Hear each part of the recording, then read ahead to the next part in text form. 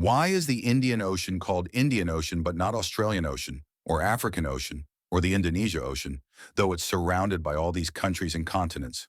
One of the reasons is because India's massive coastline in the region. But the major reason is that even before these countries were discovered, India was an ancient, well-established human civilization. The Chola dynasty, Maurya Empire, was thousands of years old and was centers of world trade. The Greeks called the ocean Indikos Oceanos, which means Indian Ocean. The Indian called it Sindhu Mahasagar.